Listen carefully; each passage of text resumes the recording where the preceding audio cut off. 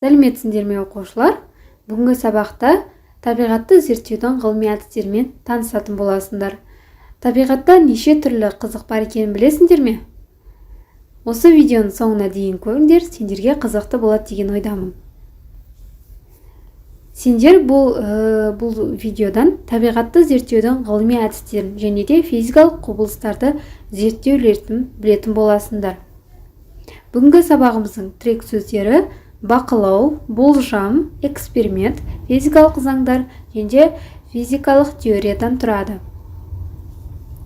Физикалық құбылысты зерттеу үшін физикада әртүрлі әдістер қолданылады. Соның бірі бақылау болып табылады. Бақылау дегеніміз кез келген құбылысты зерттеу барысында бақылаудан өтеді. Сол кезде бізде құбылыстардың өту барысында адамдардың килігуінсіз оның табиғи күйінде зерделеуін айтады. Табиғи құбылыстарды бақылау барысында олар туралы белгілі бір мәліметтер алынады. Ал эксперимент дегеніміз не? Осы біз бақылау жүргізіп жатқан кезде зерттелінетін құбылыстарды жасанды түрде қайта жаңғыртуды айтады.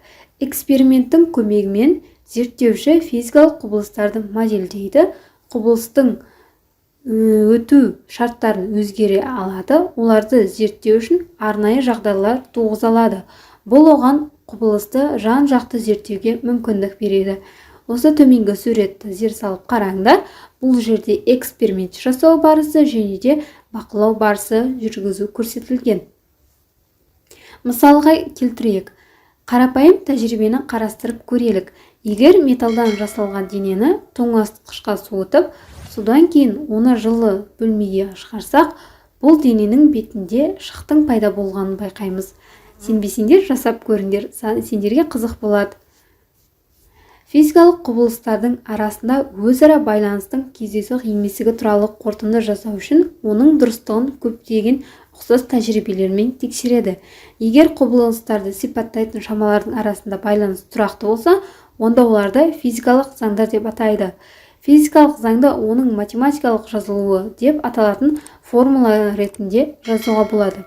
Жаңа жоғарыда айтып өткендей, эксперимент, бақылау барысында егер біздің бақылаған нәрсеміз оң нәтиже, яғни дұрыс көрсететін болса, тәжірибеге сүйеніп, теорияға сәйкес келетін болса, бұны біз формулаға салып, осы математикалық жазылу арқылы жаза алады екенбіз. Сонымен физикалық құбылыстарды зерттеудің реті мынандай болады: бақылау, болжам, эксперимент және де теориялық. Оқушылар, сендерге бүгінгі сабақ қызық болса, тәжірибе жүзінде жоғарыдағы айтылған нәрселерді өздерің жазып көрсеңдер болады. Егер ұнаса, каналға жазылыңыздар, лайк, комментарий күтемін. Келесі кездескенше.